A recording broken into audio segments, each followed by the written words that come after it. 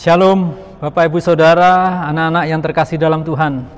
Bagaimana kabarnya hari ini? Kita bersyukur kepada Allah diizinkan kembali bertemu bersama-sama untuk menikmati kebaikan Allah melalui firman Tuhan. Nah, saudara yang dikasih dalam Tuhan Yesus Kristus, mari kita bersama-sama belajar firman Tuhan yang terambil di dalam Injil Yohanes pasal 21 ayat 15 hingga sampai 19. Saya akan bacakan untuk ibu bapak saudara serta anak-anak yang dikasih dalam Tuhan. Saudara bisa mengikuti, bisa melihat firman Tuhannya dibuka. Mari kita menyiapkan diri untuk mendengar firman Tuhan dan membaca secara bersama-sama. Demikian firman Tuhan. Sesudah sarapan, Yesus berkata kepada Simon Petrus, "Simon anak Yohanes, apakah engkau mengasihi aku lebih daripada mereka ini?" Jawab Petrus kepadanya, "Benar Tuhan, engkau tahu bahwa aku mengasihi engkau." Kata Yesus kepadanya, "Gembalakanlah domba-dombaku." Kata Yesus pula kepadanya untuk kedua kalinya, "Simon anak Yohanes, apakah engkau mengasihi aku?" Jawab Petrus kepadanya, "Benar Tuhan, engkau tahu bahwa aku mengasihi engkau." Kata Yesus kepadanya, "Gembalakanlah domba-dombaku." Kata Yesus kepadanya untuk yang ketiga kalinya, saudara, "Simon anak Yohanes, apakah engkau mengasihi aku?" Maka sedih hati Petrus karena Yesus berkata untuk ketiga kalinya, "Apakah engkau mengasihi aku?" Dan ia berkata kepadanya, "Tuhan, engkau tahu segala sesuatu. Engkau tahu bahwa aku mengasihi engkau." Kata Yesus kepadanya, "Gembalakanlah domba-dombaku. Aku berkata kepadamu, sesungguhnya ketika engkau masih muda, engkau mengikat pinggangmu sendiri dan engkau berjalan kemana saja kau kehendaki. Tetapi jika engkau sudah menjadi tua, engkau akan mengulurkan tanganmu dan orang lain akan mengikat engkau dan membawa engkau ke tempat yang tidak kau kehendaki." Dan hal ini dikatakannya untuk menyatakan bagaimana Petrus akan mati dan memuliakan Allah. Sesudah mengatakan demikian, ia berkata kepada Petrus, "Ikutlah aku." Mari kita akan berdoa, saudara. Bapa kami di surga, kami berdoa supaya Tuhan menolong memberkati pemberitaan firman pada kesempatan ini. Hamba-Mu mohon kuasa Roh Kudus berkenan dicurahkan atas kami. Kuasa Roh Kudus memberi pertolongan buat hamba-Mu menyampaikan pesan Allah. Kuasa Roh Kudus juga memberkati bagi semua anak-anak-Mu yang mendengar firman Allah di tempat, di rumah masing-masing, bahkan di tempat mereka berada. Terima kasih Tuhan, marilah Engkau berbicara dan ajarilah kami untuk kami sungguh-sungguh mengasihi Engkau seperti yang Engkau inginkan. Di dalam nama Tuhan Yesus kami berdoa. Amin. Saudara yang kasih dalam Tuhan, judul firman Tuhan pada kesempatan ini yaitu sederhana, saudara. Apakah saya mengasihi Yesus? Coba saudara katakan, apakah saya mengasihi Tuhan Yesus? Sederhana kan Bapak Ibu judulnya? Nah saudara, mengapa begitu mendesaknya mempertanyakan apakah saya mengasihi Tuhan Yesus? Nah saudara, di tengah-tengah situasi yang sulit ini, pertanyaan ini penting. Ya. Apakah saya mengasihi Tuhan Yesus? Nah saudara, dalam dunia anak muda yang sedang mencari pasangan hidup, biasanya orang menyampaikan isi hatinya kepada orang yang dicintainya, mengatakan, "Aku mencintaimu." Lalu lawan bicaranya, lawan jenisnya berkata, mungkin nggak segera memberi jawaban itu, butuh waktu. Tetapi satu saat ia akan menjawab, "Wah, kita teman saja." Waduh, kalau jawabnya itu tentunya sangat, tidak enak sekali, saudara. Ya, tapi coba kalau jawabnya, "Aku juga mencintai kamu." Wah, pasti ini sesuatu yang, itu yang diharapkan, saudara. Nah, saudara yang kasih dalam Tuhan, Inilah yang ada di dalam hati Yesus Kristus ketika Tuhan Yesus menyatakan dirinya kepada Petrus, apakah engkau mengasihi aku? Nah, saudara yang kasih dalam Tuhan, apakah saya mengasihi Tuhan Yesus? Coba katakan Bapak Ibu Saudara dengan sebelah kanan kiri saudara, apakah saya mengasihi Tuhan Yesus? Apakah kamu mengasihi Tuhan Yesus? Apakah kita semua mengasihi Tuhan Yesus? Saudara, ada 3 hal penting yang ingin saya sampaikan. Mengapa begitu mendesaknya mempertanyakan kembali, apakah saya mengasihi Tuhan Yesus? Jadi ada 3 hal penting mengapa begitu mendesaknya mempertanyakan kembali, apakah saya mengasihi Tuhan Yesus? Ini menjadi satu kebutuhan buat Yesus juga buat kita semua. Oleh sebab itu, mari kita memperhatikan 3 hal ini satu demi satu, saudara. Ya, hal yang pertama, saudara, yang saya ingin bagikan kepada saudara adalah mengapa begitu mendesaknya mempertanyakan apakah saya mengasihi Tuhan Yesus. Sekali lagi, yang pertama saya ingin menyampaikan karena Tuhan Yesus mempertanyakan hal yang sangat mendasar kepada saudara dan saya. Jadi karena Tuhan Yesus mempertanyakan hal yang sangat mendasar di dalam kehidupan saudara dan saya. Nah, saudara, hal mencintai, mengasihi adalah hal yang mendasar. Hal mencintai dan mengasihi adalah hal yang mendasar dalam kehidupan seseorang.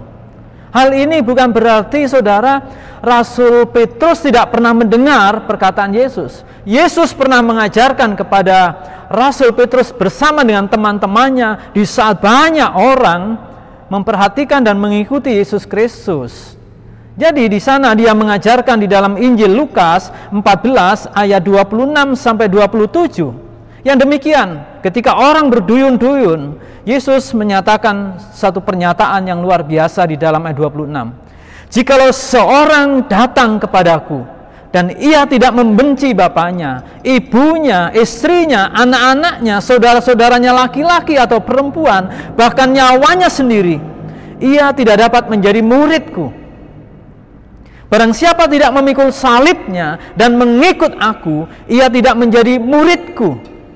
Wah, ia tidak dapat menjadi muridku.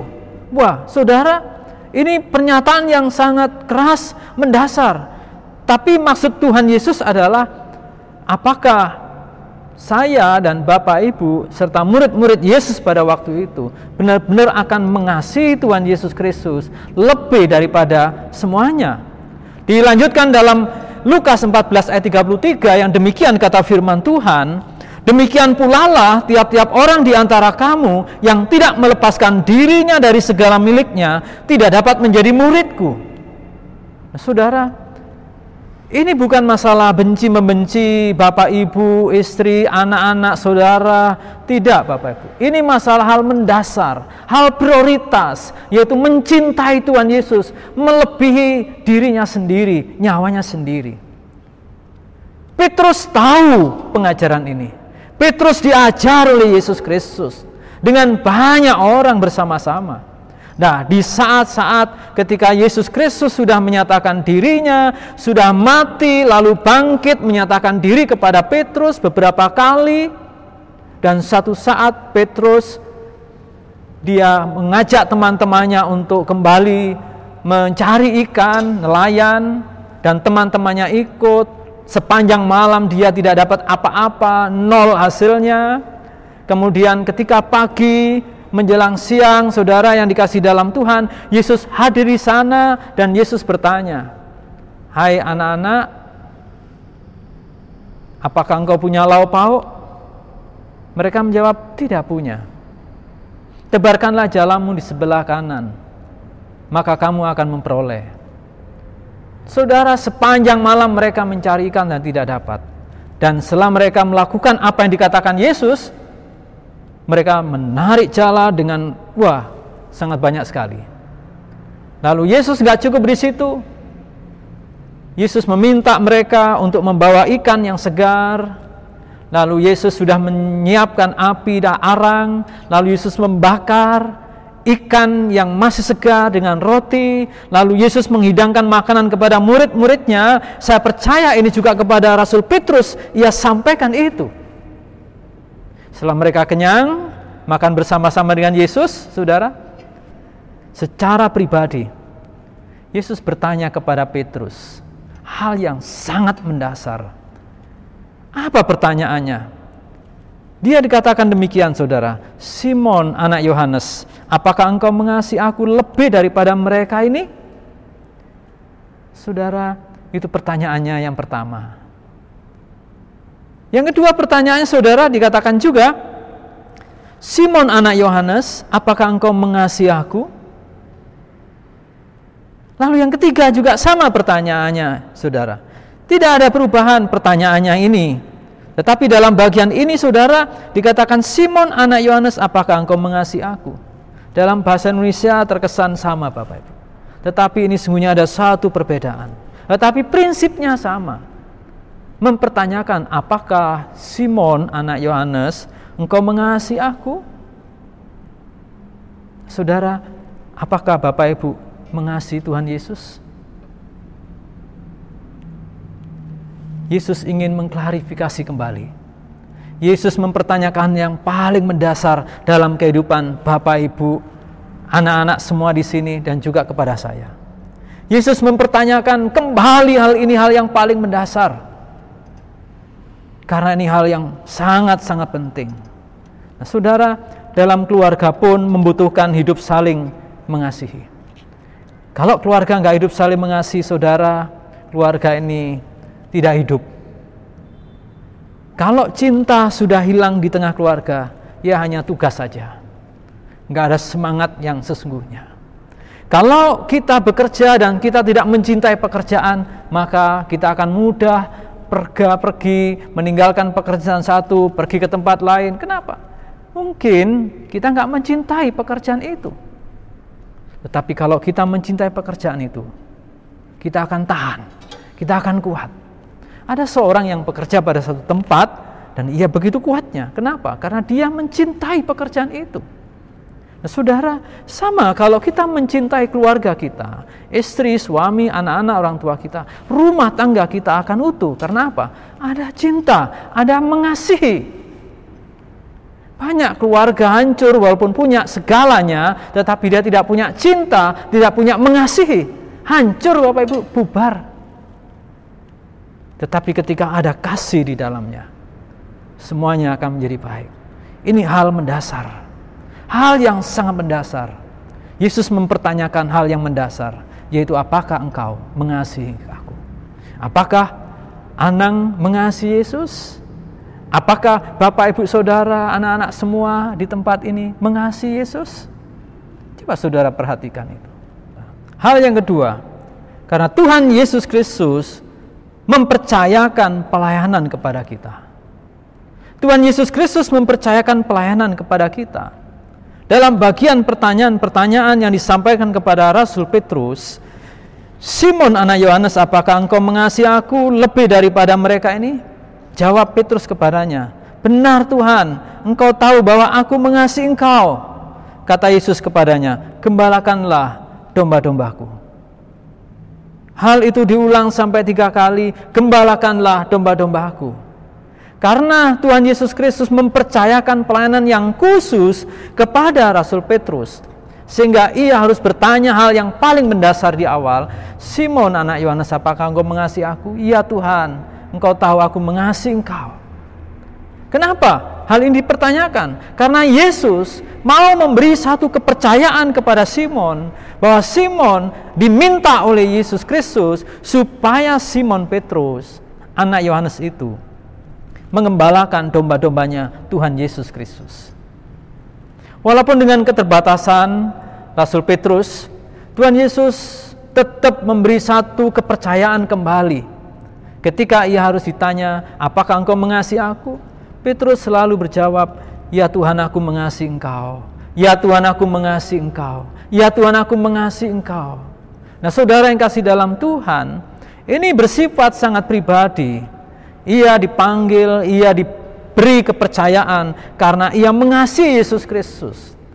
Jadi bukan karena jabatan saudara, diberi satu kepercayaan oleh Yesus, bukan karena posisi, bukan karena titel, bukan karena hal-hal yang lain, tetapi karena orang itu mengasihi Yesus Kristus, maka Tuhan akan memberi satu kepercayaan kepadanya.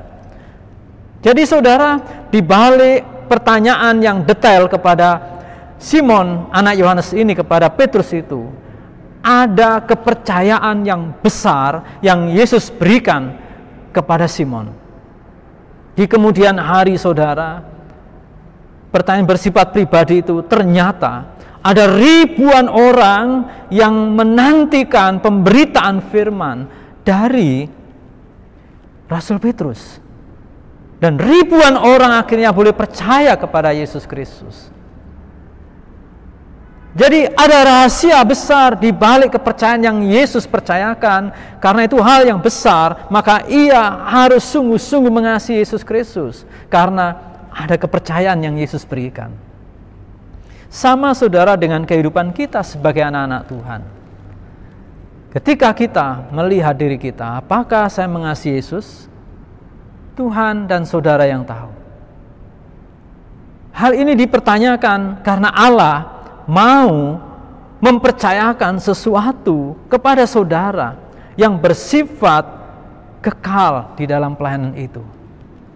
Jadi, apakah pelayanan yang Yesus percayakan kepada saya? Saudara, sebenarnya banyak hal yang kita bisa lakukan.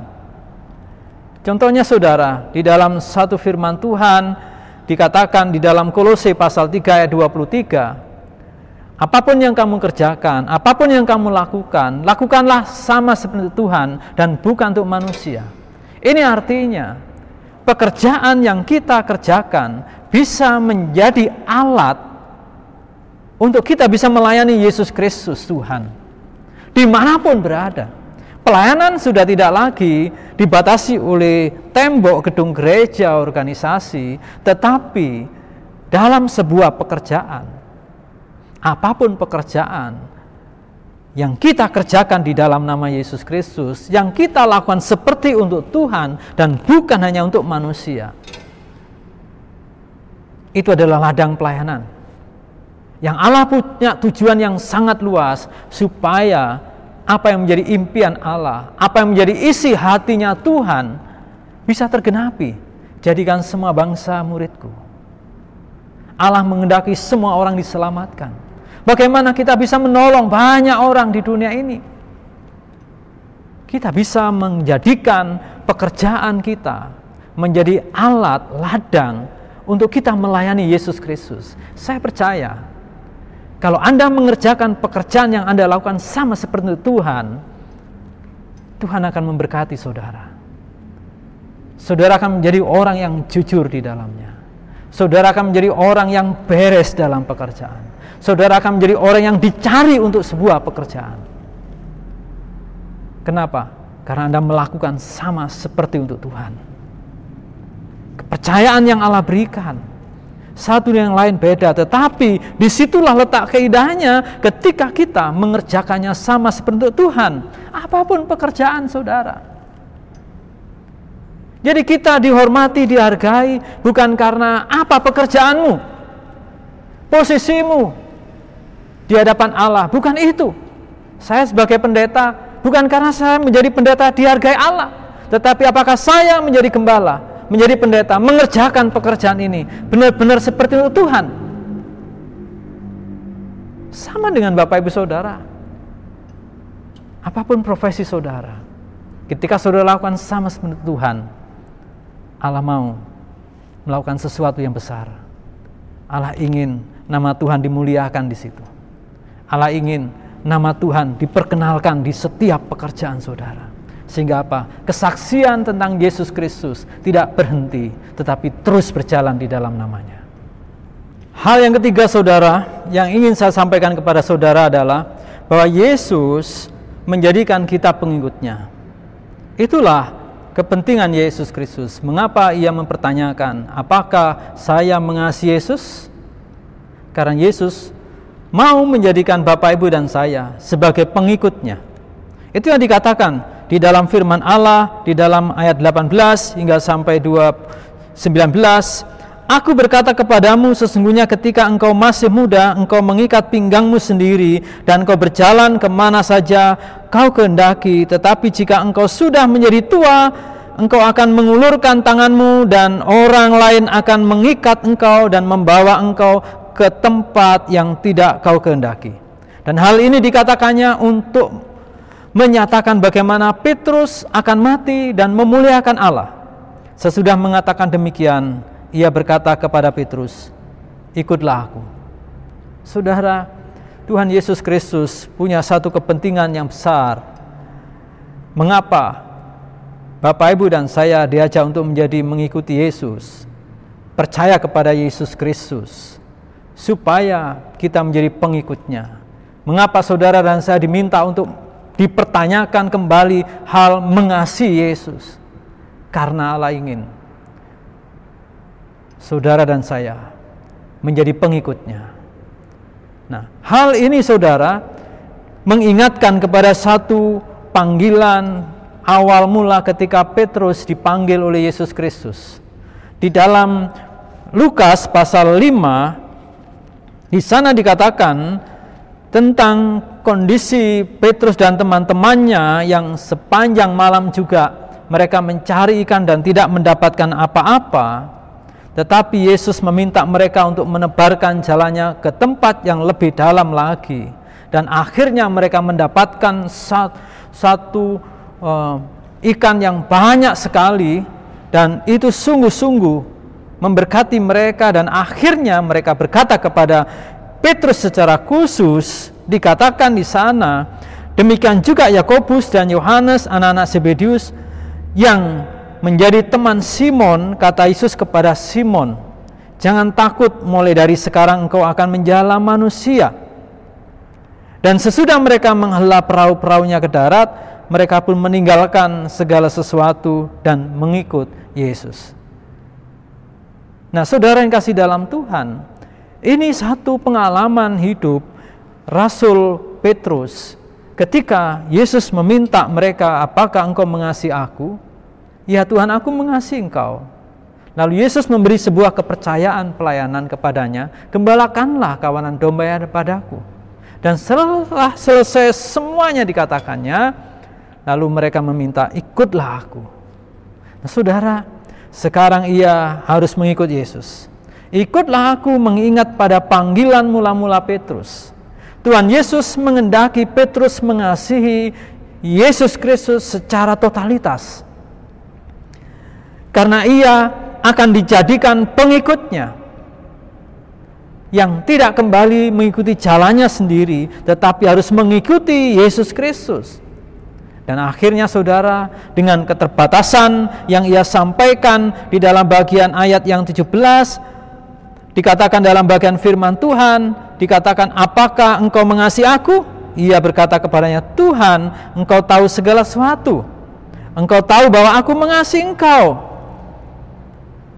Kata Yesus kepadanya, gembalakanlah domba-dombaku. Setelah semuanya pembicaraan selesai saudara, Yesus meminta dalam bagian akhir ayat ini mengatakan, demikian ia berkata kepada Petrus, ikutlah aku. Bapak, Ibu, dan saya bisa menjadi pengikut Yesus Kristus kalau kita mengasihi Tuhan Yesus Kristus.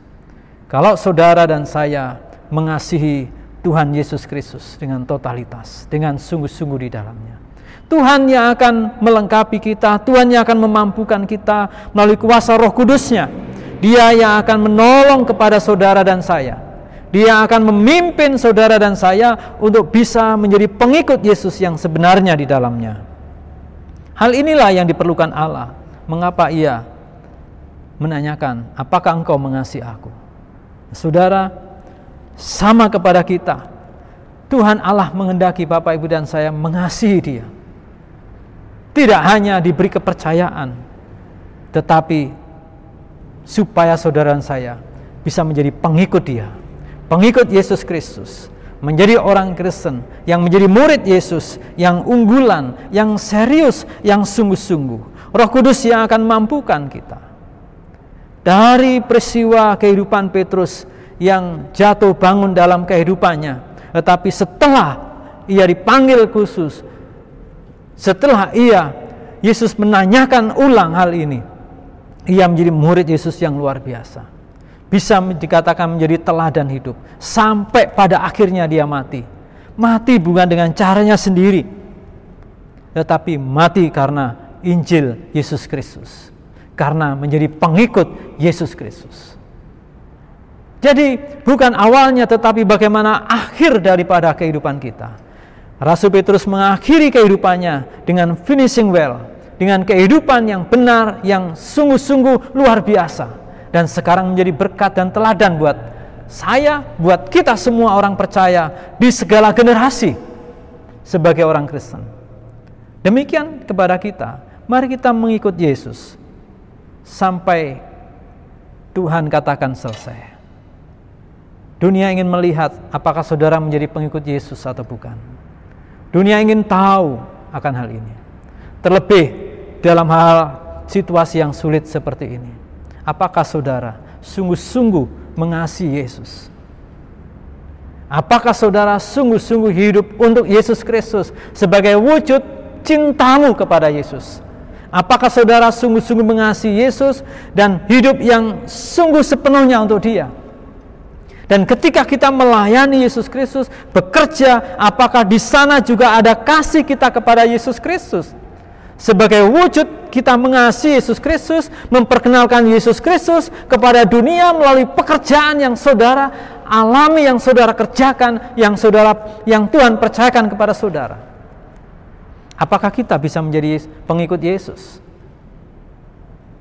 Mari Bapak Ibu, apakah sungguh-sungguh saya mengasihi Yesus?